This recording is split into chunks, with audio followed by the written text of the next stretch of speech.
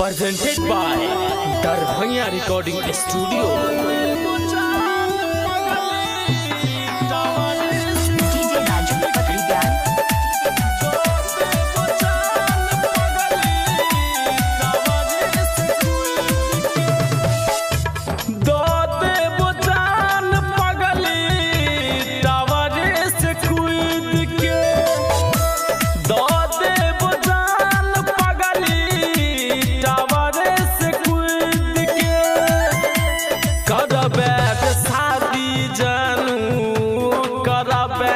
शादी जानू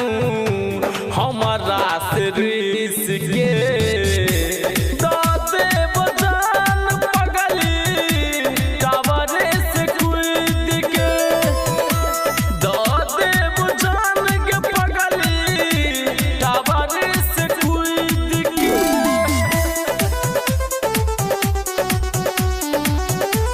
presented by Darbhaiya Recording Studio.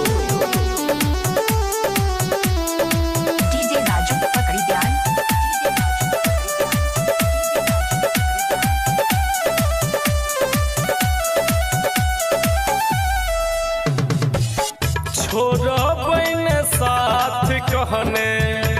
रही तू त जान गे छोड़बैन साथ कहने रही तू त जान गे तोरे में बसे रानी हमर परान गे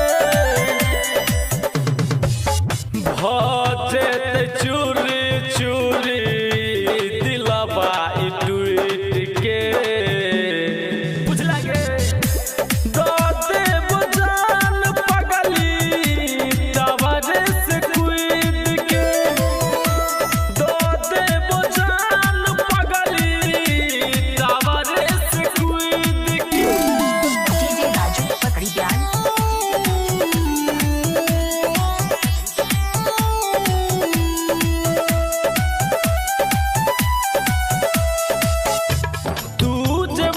ससुरा हम त जैबौ शमशान गे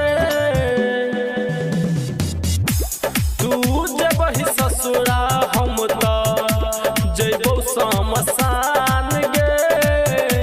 सैया संग पूरा हेतौ तोहर अरमान गे विजय दरभंगिया अनिल केस के बुझला गे दादे बजान पगली टावरे से कूद के दादे बजान के पगली टावरे से कूद के करबे शादी जानू करबे